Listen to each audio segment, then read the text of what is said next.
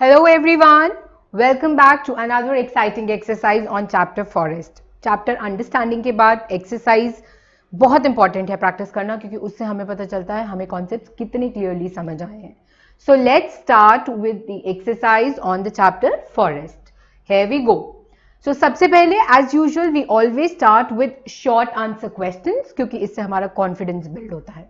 So पहला question, plants with a life span of 1 year. You have to tell me कौन से ऐसे plants होते हैं, कौन सी कैटेगरी होती है, उन प्लांट्स को हम क्या बोलते हैं जो 1 साल का लाइफ स्पैन लेकर चलते हैं, उसके बाद वो सर्वाइव नहीं करते.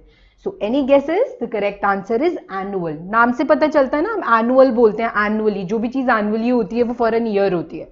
सो प्लांट्स जिनका लाइफ स्पैन 1 ईयर होता है, they are called annual plants. Now question number 2 asks another category of this, plants with a lifespan of 2 years. अब ये भी बहुत सिंपल है. annual means 1 year और जब हम 2 years की बात करते हैं तो आंसर बन जाता है biennial. Bi means 2, so it tells us the plants with a lifespan of 2 years are called biennials. Okay, now question number 3 ask another category to this, plants which survive for several years. मतलब अब यहाँ पे कोई limitation नहीं है, उनका 2 साल से ऊपर जितना भी एज गैप आएगा वो सारा इसी में कवर होगा. So what are these category of plants called? They are called perennials, because perennials can survive for more than 2 years. I hope it's clear to you. Yes. So let's move to question number 4. What are the consequences of deforestation? क्योंकि ये short answer question है, यहाँ पे आपको सिर्फ simple points देने हैं, आपको बहुत ज्यादा एक्सप्लेन नहीं करना. सो डिफॉरेस्टेशन क्या होता है हम सब जानते हैं, कटिंग ऑफ ट्रीज. अब वो आपसे पूछ रहे हैं उसके कॉन्सिक्वेंस क्या है, यानी अगर आप पेड़ों को काट देंगे, सब जगह से उनको हटा देंगे, तो उसका क्या कॉन्सिक्वेंस होगा, क्या रिजल्ट आएगा. Let's discuss. Number 1, global warming, जो सबसे मेजर इशू है जो हम आज के टाइम्स में फेस कर रहे हैं. Increase soil erosion. Of course soil erosion पे भी हमने बहुत डिस्कशन किया था, जब टॉप मोस्ट लेयर रिमूव हो जाती है, और वो होगा ही जब भी आप ट्रीज को अपरूट करोगे, प्लांट्स को अपरूट करोगे, तो सॉइल तो टॉप मोस्ट सॉइल लूज होगी ही होगी. Then heavy rainfalls in case because it's related to global warming. So yes, loss of biodiversity, yes, because आप उनका घर छीन रहे हैं. Forest are a home to so many plants and animals, you know that. So जब आप plants का home छीन रहे हो तो उसके साथ साथ बहुत सारी बायोडाइवर्सिटी का घर भी चला जाता है. Now let's move to question number 5. This is again a category of short answer questions. The process of loss of top layer of soil by wind, rains, etc. And we just discussed it. इस process को हम क्या बोलते हैं? Soil erosion. जहाँ पे आपकी जो top soil है वो remove हो जाती है और वो top soil बहुत boon होती है plants के grow करने के लिए. So basically it's not a something which we want to happen. हम नहीं चाहते ऐसा हो. What is a canopy? Now canopy is related to the forest profile जो हमने चैप्टर अंडरस्टैंडिंग में पढ़ा था. जिस तरह से सॉइल प्रोफाइल होता है उसी तरह से फॉरेस्ट प्रोफाइल भी होता है, और कैनोपी उसी का एक लेयर है. So what is a canopy? The uppermost branches and leaves of the trees act as a roof over the other plants. Other plants मतलब जो श्रब्स एंड हर्ब्स जो नीचे वाले लेयर पे आते हैं. तो कैनोपी जो है वो अपरमोस्ट ब्रांचेस हैं, लीव्स जहां पे बहुत सारे ऊपर का जो पोर्शन होता है ट्रीज का, जो कि एक छत की तरह एक्ट करता है पूरे फॉरेस्ट कवर के लिए, उसको हम कैनोपी बोलते हैं. I hope it is clear to all of you. Now let's move to question number 7. What measures should be taken to conserve our forest? Forest को बचाने के लिए हमें कौन कौन से मेजर्स लेने चाहिए? आप सबको कितनी बार बताया जाता है स्कूल्स में, जहाँ पे भी जाते हैं. आजकल तो ये प्रैक्टिस हर जगह की जा रही है कि अगर हमें फॉरेस्ट को सेव करना है तो हमें क्या करना चाहिए, क्योंकि डिफॉरेस्टेशन हो रहा है, हम सब जानते हैं. सो क्या हमें करना चाहिए अगर हमें फॉरेस्ट को कंजर्व करना है? Regulated and planned cutting of trees. अगर जरूरत है, बाई चांस ऐसा है कि हर जगह से तो हम ये चीज अवॉइड नहीं कर सकते, but it should be regulated, it should be planned and then only it should be done. ये सब चीजें सोच के कि आसपास इसका क्या असर पड़ेगा. Then obviously planting more trees which is again called afforestation. Soil erosion has to be stop. Yes, और अगर आप ये प्रैक्टिसेस करेंगे तो सॉइल इरोजन डायरेक्टली इनडायरेक्टली अपने आप सॉर्ट आउट हो जाएगा, क्योंकि ये सारे पॉइंट्स जो हैं कहीं ना कहीं आपस में इंटर रिलेटेड है. Such as overgrazing which should also be reduced, क्योंकि ओवरग्रेजिंग से आप इनडायरेक्टली अपरूटिंग कर रहे हैं प्लांट्स की, इनडायरेक्टली आप प्लांट्स को काट रहे हैं. चाहे आप वहां पे जगह पे कुछ नहीं बना रहे, बट आप प्लांट्स को ख़त्म कर रहे हैं, जिसकी वजह से अगेन टॉप सॉइल लूज हो जाती है। सो आई थिंक जो स्टेप्स फॉरेस्ट को कंजर्व करने के लिए लेने चाहिए वो बहुत सिंपल हैं। अगर आप उसको माइंड में कहीं ना कहीं सोचेंगे तो आपको आंसर मिलता जाएगा, क्योंकि जैसा मैंने पहले कहा ये सारे पॉइंट्स एक दूसरे के साथ इंटर रिलेटेड हैं। Now let's move to question number 8। What is the importance of forest? Again, जब सारे पॉइंट्स पढ़ लिए, जब सारे पॉइंट्स को हमने डिस्कस कर लिया, तो जब हम फॉरेस्ट की इंपॉर्टेंस की बात करते हैं तो सबसे पहले हमें ये चीज़ें सोचनी है कि फॉरेस्ट हमें क्या क्या दे रहे हैं। और अगर हम ऐसा सोचते हैं तो हमें पता चलता है हम बिल्कुल पूरी तरह से फॉरेस्ट पे हर चीज़ के लिए डिपेंडेंट है। फॉर एग्जाम्पल खाना, तो खाने में सब कुछ कवर हो जाता है। रहने के लिए छत, जिसको हम शेल्टर बोलते हैं, क्योंकि जो वुड आता है और जो बहुत सारा रॉ मटेरियल है वो सारा हमें फॉरेस्ट से मिलता है। To wild animals and birds also. So it's not us, it's also wild animals, it's also birds कि जो हमारी बेसिक नीड्स हैं फूड की, शेल्टर की, वो हमें फॉरेस्ट से मिलती हैं और इसके अंदर सब कुछ कवर हो जाता है। इनफैक्ट योर मेडिसिन, जो भी हम हर्बल मेडिसिन, आजकल लोग कितना आयुर्वेदा को मानते हैं, वो सारे फॉरेस्ट पे डिपेंडेंट हैं, राइट। आपके घर का जितना फर्नीचर है जो शेल्टर में आता है, घर बनाने से लेके घर की डेली बेसिक नीड्स को लेकर, वो सब वुड से बनती हैं मेजरली, जिसके लिए अगेन हम फॉरेस्ट पे डिपेंडेंट हैं। सो इसीलिए फॉरेस्ट जो है वो बहुत इंपॉर्टेंट पार्ट है हमारी life. Do plants depend on animals for pollination and seed dispersal, and if yes, how? So the plants जो हैं वो किस तरह से डिपेंड करते हैं एनिमल्स पे पॉलिनेशन के लिए और सीड डिस्पर्सल के लिए, और कैसे? तो ये क्वेश्चन रिलेटेड है हमारे रिप्रोडक्शन चैप्टर से, जहाँ पे हमने बहुत ज़्यादा पढ़ा था पॉलिनेशन के बारे में और सीड डिस्पर्सल के बारे में। तो पॉलिनेशन एक ऐसा प्रोसेस था, लेट्स रिकॉल, जहाँ पे the transfer of pollen grains takes place from anther to stigma, from male part to the female part, और जिसकी वजह से fertilization होती थी, and as a result also जब फ्रूट्स बन जाते थे उन्हीं पॉलिनेशन के रिजल्ट से, तो सीड डिस्पर्सल हुआ करता था, क्योंकि जो भी प्लांट्स पे आके बर्ड्स बैठते थे या एनिमल्स बैठते थे या हवा है या पानी है, उन सब के मोड से ये सीड्स एक जगह से दूसरी जगह पे मूव करते हैं। सो इसीलिए उनका क्वेश्चन जस्टिफाई करता है कि plant depend upon animals for pollination, seed dispersal and carbon dioxide. Now since it's a short answer question, आपको बहुत एक्सप्लेनेशन करने की जरूरत नहीं है, सिर्फ येस नो में देना है। बट क्योंकि हम ये क्वेश्चन डिस्कस कर रहे हैं तो हमें ये सारी चीजें ध्यान में रखनी चाहिए before answering it, which I have already done. So I hope this question is very clear. तो अगर आपको ये लॉन्ग में भी आएगा, आपको सारी चीजों की डिटेलिंग जैसा मैंने बताया वैसे देनी पड़ेगी। ओके,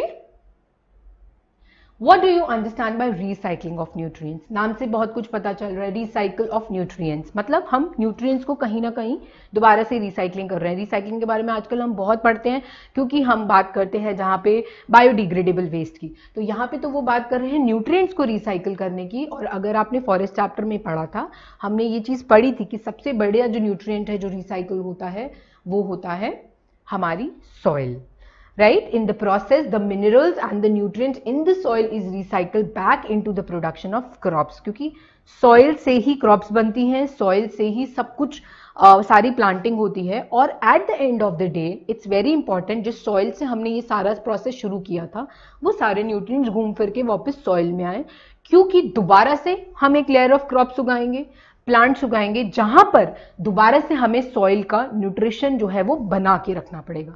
तो रिसाइकलिंग ऑफ न्यूट्रिएंट्स बहुत इंपॉर्टेंट है, क्योंकि अगर ये नहीं होगा तो आपकी क्रॉप्स अच्छे से ग्रो नहीं करेंगी। Alright, next question, name the phenomenon of increase in the atmospheric temperature due to increase of carbon dioxide concentration called. Now when I started the chapter exercise, हमने इसके बारे में पढ़ा था। It was one of the consequences जो forest के remove करने से होता है। एंड यस, ये जो प्रोसेस है ये उसी वजह से है, ग्लोबल वार्मिंग, जो आजकल की सबसे बड़ी चर्चा का टॉपिक है, जो मैं अभी बता चुकी हूँ। इस केस में यही होता है, आपके कार्बन डाइऑक्साइड लेवल्स इतने ज़्यादा बढ़ जाते हैं जिसकी वजह से इतनी गर्मी हो रही है। एंड ये जो टेम्परेचर है गर्मी का वो अनटॉलरेबल तो है ही है, बट उसके कॉन्सिक्वेंस जो हैं वो ग्लोबली बहुत ज़्यादा अफेक्ट कर रहे हैं, क्योंकि आपके आइस कैप्स जो हैं दे हैव स्टार्टेड मेल्टिंग। और एवरीबडी इज अफ्रेड कि वो लेवल इतना ना आ जाए कि हम सब उसी पानी में बह जाएं। बिकॉज जब आपने वाटर चैप्टर पढ़ा था तो वहां आपने कॉन्सेंट्रेशन एक पढ़ा था कि कितना कॉन्सेंट्रेशन ग्लेशियर्स और उसमें आइस कैप्स में पानी फंसा हुआ है। तो अगर वो पानी मेल्ट होना शुरू हो गया तो हमारा पानी, हम तो कहीं पे भी नहीं बचेंगे, राइट। इसीलिए ग्लोबल वार्मिंग एक बहुत बड़ा इशू है आज के टाइम्स में। Next is name to medicinal plants. So let's talk about medicinal plants. ये तो आपको पढ़ने की भी जरूरत नहीं है, आप ऐसे ही बता सकते हो कोई भी 2 medicinal plants, Neem, jamun. I have taken for example, आपको पता है जामुन डायबिटीज जिन लोगों को होती है उनको रेकमेंड किया जाता है, नीम भी शुगर पेशेंट्स के लिए होता है। ऐसे हम बहुत सारे प्लांट्स खाते हैं और यूज करते हैं, आप कोई भी 2 लिख सकते हो। इट कैन बी तुलसी, बहुत सारे और एग्जाम्पल्स हैं, आप इसमें से कोई भी 2 मेडिसिनल प्लांट्स लिख सकते हैं। Next, Why it is dark inside a forest? Yes, अगर आपने कैनोपी, जो मैंने शुरू में बात करी थी और जहां पे मैंने फॉरेस्ट प्रोफाइल की बात करी थी, डार्क क्यों होता है अंदर, ये आंसर फॉरेस्ट का प्रोफाइल ही दे सकता है। और वो हम उसका एक पार्ट कैनोपी हम डिस्कस कर चुके हैं। अगर ऊपर का हिस्सा जो कैनोपी है वो इतना ज्यादा शेडी होता है, फैला हुआ होता है कि आपको अंदर का कुछ दिखता ही नहीं है, and when you move inside a forest वहां सारा खाली होता है।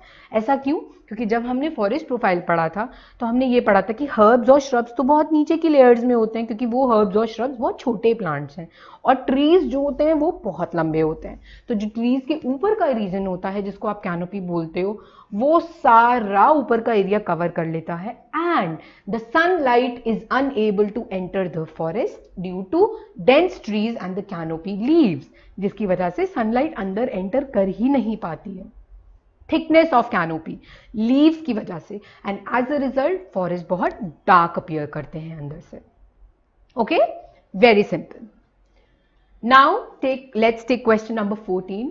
Name 5 products that we get from forest. ये तो एक छोटा सा बच्चा भी बता सकता है, still it's a part of the chapter, so we are discussing. आप कोई भी 5 लिख सकते हो, timber, spices, oils, medicine and wood. हमारे लिए ये बहुत इंपॉर्टेंट है क्योंकि ये सारी चीजें हमें फॉरेस्ट से मिलती हैं। आप इसके अलावा और भी बहुत कुछ लिख सकते हैं जो भी आप यूज करते हैं as a forest product. Give an example of food chain. Food chain क्या है ये भी बहुत इंपॉर्टेंट है, और आपको एक एग्जाम्पल देना है फूड चेन का, वो भी बहुत इंपॉर्टेंट है। एंड फॉरेस्ट एक बेस्ट जगह है जहां पे हम फूड चेन को एक्सप्लेन कर सकते हैं, क्योंकि वहां पे बहुत सारी वैरायटी होती है ऑर्गेनिजम्स की, स्पीशीज की, जो कि उस चेन में एग्जिस्ट करती हैं। तो हमें फूड चेन का एक एग्जाम्पल देना है। तो let's start with the example in a forest, and we start always from a producer, जहां पे पहला स्टेप हमारा हमेशा प्लांट होता है। So plant is eaten by a frog and a frog is eaten by a grasshopper. Okay, so this is how the example, it's a very small example which I have taken and I will also show you like this, जहाँ पे आपको बहुत अच्छे से diagram के साथ समझ आए। मैंने सिर्फ 2 स्टेप्स बताए थे, बट इस पिक्चर में आपको और ज़्यादा स्टेप्स के साथ बताया। फॉर एग्जाम्पल यहाँ पे ग्रास जो है वो प्रोड्यूसर है as you know, then it's eaten by a grasshopper जो कंज्यूमर है। इस ग्रास होपर को इस फ्रॉग ने खाया और इस फ्रॉग को एक स्नेक ने खाया, इस स्नेक को एक हॉक खाएगा। इसका मतलब ये नहीं है कि ये साइकिल यहीं खत्म हो गई है, आप इसको और भी एक्सपैंड कर सकते हैं। दैट डिपेंड्स आपने कितनी बड़ी फूड चेन दी है, वो 2 लेवल पे भी हो सकती है, 3 पे भी हो सकती है, 4 पे भी हो सकती है, and so on. Yes, so it every level आप समझ सकते हैं एनर्जी जो है वो पास हो रही है one form to the other form. Alright, so this is what a perfect food chain looks like in a forest. Then let's talk about MCQ questions one by one. So here we have to be very quick. So plants do not depend on animals for number 1 pollination, number 2 seed dispersal, number C food and number D nutrients. बहुत ही simple answer है क्योंकि आपको ये बताना है plants food के लिए animals पे डिपेंड नहीं करते, क्योंकि प्लांट प्रोड्यूसर्स हैं और वो ऐसे ऑटोट्रॉप्स हैं जिनको ऑटोट्रॉप्स को कभी भी किसी पे डिपेंडेंसी है ही नहीं, इनफैक्ट एनिमल्स को रहती है, राइट। सो ये बहुत क्लियर कट आंसर था। Then we move to another question. The primary source of energy in nature is oxygen, sun, fuels, carbon dioxide. Source of energy बोला and its primary, so perfect answer is sun. Sun is the ultimate source of energy, the primary source of energy, the ultimate source of energy, right? तो ये हम सबको मालूम है। The lowest layer in the understory is formed by, जैसा मैंने अभी बात करी थी जब मैं कैनोपी की या फॉरेस्ट प्रोफाइल की बात कर रही थी, तो यहाँ पे भी जब हम लोएस्ट लेयर की बात करते हैं तो मैंने आपको बताया था वो छोटे प्लांट्स होते हैं ताकि इसीलिए वहाँ पे डार्कनेस रहती है, क्योंकि ऊपर तो बहुत ही ज़्यादा बड़े बड़े प्लांट्स होते हैं और नीचे के जो प्लांट्स होते हैं वो बहुत छोटे होते हैं। तो वो नीचे के सबसे छोटे प्लांट्स कौन से हैं? Shrubs. Okay, next, which of these is not obtain from a forest product? Very simple, paper, medicine, plastics, furniture. सबसे पहली बात, यहाँ पे आंसर बिल्कुल राइट है, it's plastics, because plastic is something which is not biodegradable. तो आपको पता है प्लांट से हमें ये कैसे मिलेगा? प्लांट से हमें जो भी चीज़ मिलती है वो रॉ होती है और वो बायोडिग्रेडेबल होती है। और ऑलरेडी हम इतनी चर्चा करते हैं कि प्लास्टिक्स तो हमें यूज़ करना ही नहीं है। सो दिस इज समथिंग जो हमें फॉरेस्ट से नहीं मिलती, it's a man made thing. So the first link in all the food chains are herbivores, green plants, carnivores, none of these. Very simple. अभी हमने food chain डिस्कस की थी और food chain में हमने सबसे पहला पॉइंट यही किया था कि जब भी फर्स्ट लिंक हमारी food chains का होता है, the perfect answer is green plants, क्योंकि वो ऑटोट्रॉप्स हैं, वो किसी भी चीज़ पे डिपेंडेंट नहीं है और हमारी इसीलिए सारी food chains सबसे पहले प्रोड्यूसर से शुरू होती है, जो हमारे green plants हैं. I hope it is clear to all of you. Now let's move to question number 21. This is again a part of MCQ. So flow of energy in nature takes the following path. आपके सामने 4 options हैं जहां पे आपको energy transfer दिखाया हुआ है। आपको बताना है इसमें से परफेक्ट एग्जाम्पल कौन सा होगा। सबसे पहले चीज जो ध्यान में रखनी है वो यही रखनी है कि वेयर वी स्टार्ट फ्रॉम। सबसे पहले हम किस लेवल से स्टार्ट करते हैं? इट्स ऑलवेज द प्रोड्यूसर्स, जो अभी लास्ट क्वेश्चन में हमने पढ़ा। सो अगर मैं वो चीज ध्यान में रखूं तो सारा आंसर ही मुझे मिल जाता है, क्योंकि जब फूड चेन स्टार्ट होती है सबसे पहले सन के बाद आपके ग्रीन प्लांट्स आते हैं, फिर हर्बीवोर्स आते हैं एंड फिर कार्निवोर्स आते हैं। सो this is how a perfect food chain looks like and starts like. So this is what everybody should keep in your mind. Okay. Next question. What are scavengers? How are they useful to environment? अब हमारी category change हो गई है, long answer questions हो गए हैं। तो अब आप जब आंसर्स लिखेंगे, समझाने का तरीका वही है, बट जब आप आंसर रिटन में लिखते हैं तो उसकी डेप्थ बढ़ जाती है। सो स्कैवेंजर्स क्या होते हैं और वो एनवायरमेंट में कैसे यूजफुल है? सबसे पहले हम स्कैवेंजर्स को डिफाइन करते हैं। Scavengers are animals who eat dead bodies of plants and animals. This helps in keeping the environment clean. Vultures, crows and cockroaches are some scavengers. अब आप ये सोचो कि अगर ये हमारे स्कैवेंजर्स नहीं होते, तो वल्चर्स नहीं होते, क्रोज नहीं होते, कॉकरोचेस नहीं होते, तो जितनी डेड बॉडीज हैं सड़ती रहती, गलती रहती, इधर उधर स्मेल आती रहती, एंड उसकी वजह से बहुत सारे जर्म्स भी फैल सकते हैं, हार्मफुल बैक्टीरियाज भी फैल सकते हैं। तो हमारे लिए तो वो क्लेंजिंग एजेंट्स हुए, क्योंकि वो ये सारा सामान जो है उनका इट्स लाइक दोनों का फायदा हो रहा है, बिकॉज उनकी तो भूख मिट रही है, उनका पेट भर रहा है, और ह्यूमन बींग्स के लिए, नेचर के लिए फायदा ये है कि नेचर क्लीन हो रहा है, एनवायरमेंट क्लीन हो रहा है। इसीलिए ये हमारे एनवायरनमेंट के लिए बहुत यूजफुल है, क्योंकि वो हमारे एनवायरनमेंट को क्लीन करने में हेल्प करते हैं। Okay, next question, give an example to show the interconnection between food chains. This is indirectly called a food web. तो जब ये क्वेश्चन आता है आप कंफ्यूज मत होना, क्योंकि वो आपको बोल रहे हैं किस तरह से फूड चेन्स आपस में इंटर रिलेटेड होती हैं। तो वो तब होता है जब भी बहुत सारा चेन्स, क्योंकि मैंने बताया था फॉरेस्ट में बहुत सारे ऑर्गेनिजम्स हैं, तो कहीं एक चेन चल रही है, कहीं दूसरी चेन चल रही है, कहीं तीसरी चेन चल रही है, और जब वो आपस में इंटरैक्ट करती हैं तो एक फूड वेब बन जाता है, जिससे पता चलता है कि वो आपस में कितने अच्छे से इंटरैक्ट कर रहे हैं। So green plants are eaten by several plant eaters. हम सब जानते हैं these plant eaters in turn are eaten by several animals which are called animal eaters. Okay, When this happens, a food web is created. और जब आप इस answer को और एलैबोरेट करोगे, जैसा आपने एक फूड चेन दिया था वैसे आप 2-3 फूड चेन्स देके दिखा सकते हैं कि किस तरह से वो आपस में इंटर रिलेट कर रही हैं, and you will get the perfect example. Okay,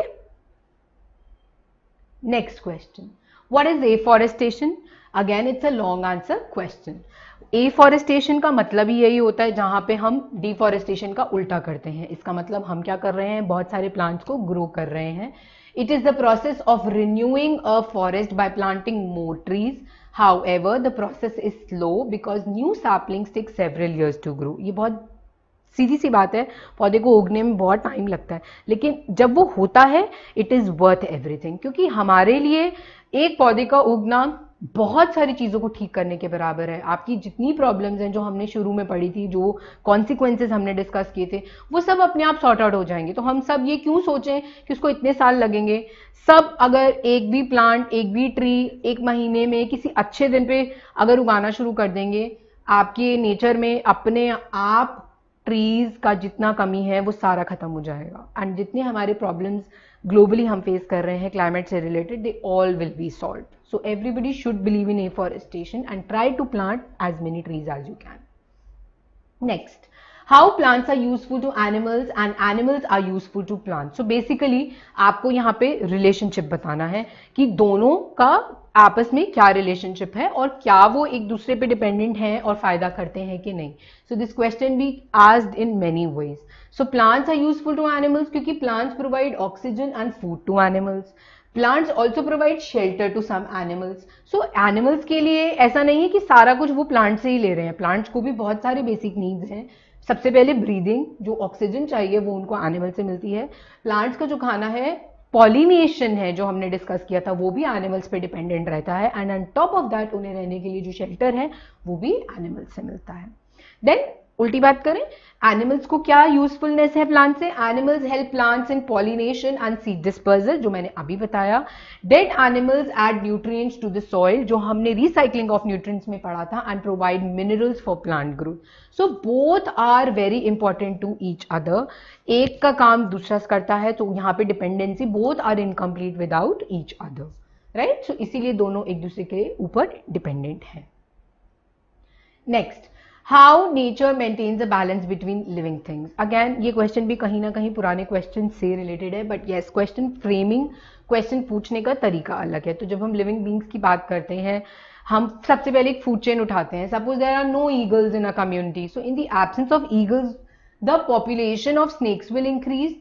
Increased population of snake will eat more frogs and gradually the population of frogs will decrease. तो जब आप ऐसा कुछ भी पढ़ते हैं, आपके लिए बहुत इंपॉर्टेंट है अपने दिमाग में फूड चेन रखना, जैसा हमने रखा था।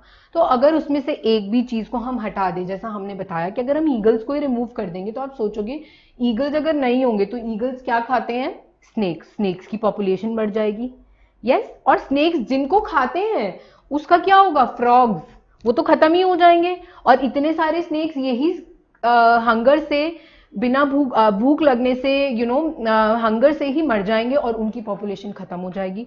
तो आपकी राइट पे चेन की और लेफ्ट साइड दोनों अफेक्ट होना शुरू हो जाएगा, and gradually the population of frogs will also start decreasing. So अगर आप उस चेन में किसी भी एक पॉइंट को हिलाते हो, पूरी चेन डिस्टर्ब हो जाती है। जिसका मतलब ये है, अगर एक भी पैरामीटर डिस्टर्ब हो जाएगा, पूरी कम्युनिटी अफेक्ट होती है, जैसा हो रहा है globally. That is what tells you कि कैसे बैलेंस मेंटेन होता है। Okay, next, forest are useful to us, give some points. अब ये लॉन्ग आंसर क्वेश्चन है, तो यहाँ पे जो पॉइंट्स हमने पहले पढ़े थे फॉरेस्ट की इंपॉर्टेंस के बाद कि वो हमें क्या क्या देते हैं, हमें सब कुछ वही करना है, बट क्योंकि ये लॉन्ग आंसर में है, आपको थोड़ी डिटेलिंग ज्यादा करनी है, nothing else. So let's start discussing forest की यूजेस क्या हैं। They prevent soil erosion and floods, हम सब पढ़ चुके हैं क्यों। दे maintain the balance between carbon dioxide and oxygen levels, क्योंकि यहाँ पे अभी हमने पढ़ा था कि किस तरह से प्लांट्स एनिमल्स पे डिपेंड होते हैं और एनिमल्स प्लांट्स पे डिपेंड करते हैं, तो आप उसको इलैबोरेट करते हो। They reduce global warming by using carbon dioxide during photosynthesis. Again, issue of global warming, क्योंकि जब आप बहुत सारे पेड़ लगाओगे तो उससे क्या होगा, आपका जो लेवल है, जो क्लाइमेटिक डिस्टर्बेंसेस हैं, वो सब रिजॉल्व होना शुरू हो जाएगा। एफॉरेस्टेशन करना यानी। They provide all basic needs of the mankind including food, clothing, shelter. इसको आप बहुत elaborate कर सकते हो, क्योंकि खाने की बात करें तो हमारे सारे रॉ मटेरियल्स प्लांट से आते हैं, हमारे मेडिसिनल यूजेस सारे प्लांट से आते हैं, हमारा शेल्टर जहाँ हम रहते हैं उसके रॉ मटेरियल्स के लिए हम प्लांट्स पे डिपेंडेंट है, एंड ऑफ कोर्स जो भी furniture, everything is given by forest. So all these points can be elaborated giving examples depending upon the marks they are asking you to write. So it is the simplest form, because when you close your eyes आपको पता चल जाता है कि forest आपको कितनी जगहों पे हेल्प कर रहे हैं। Okay, What will be the consequences if all the forest on earth disappear? तो सबसे पहली बात, अभी इससे पिछले क्वेश्चन में आपने यूजेस लिखे, तो जब आप अब सोचोगे कि फॉरेस्ट है ही नहीं, तो सबसे पहले जितनी चीजें अभी तक आप लिस्ट करते जा रहे थे वो सब खत्म हो जाएंगी, वो सब गायब हो जाएंगी, हमें वो सारी फैसिलिटीज नहीं मिलेंगी। और अगर ऐसा सोचते ही हमें लगता है नहीं होगा, तो just imagine our life will not be possible, क्योंकि ये सारी चीजें जो अभी हम पढ़े जा रहे थे वो हमसे ले ली जाएंगी. There will be an increase in the earth temperature, जो अभी हो रहा है, इसीलिए हम एफॉरेस्टेशन को एनकरेज करते हैं. Animals will not get food and shelter, animals including us. Soil will not hold water which causes floods.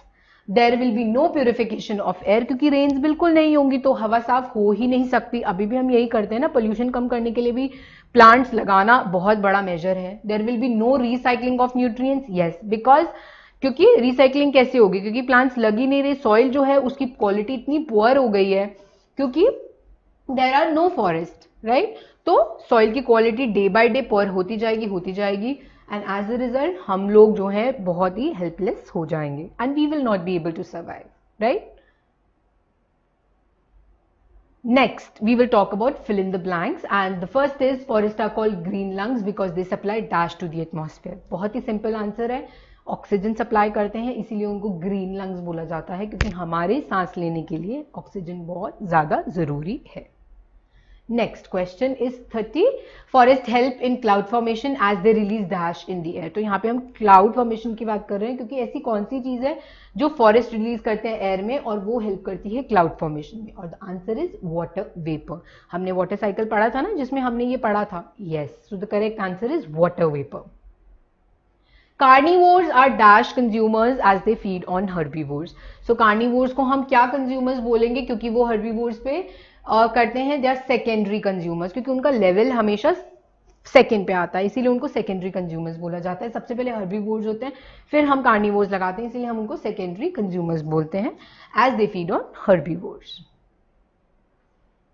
A food chain shows the flow of dash from one organism to the other, जो अभी हमने पढ़ा था. क्योंकि food chain में actually में flow हो क्या रहा है, फूड चेन में एनर्जी फ्लो हो रही है एक ऑर्गेनिज्म से दूसरे ऑर्गेनिज्म में. एक दूसरे को खाता है तो पहले की एनर्जी कुछ प्रेशर जो है वो दूसरे में फॉलो हो जाता है, and as a result it is nothing but the flow of energy from one organism to the other organism.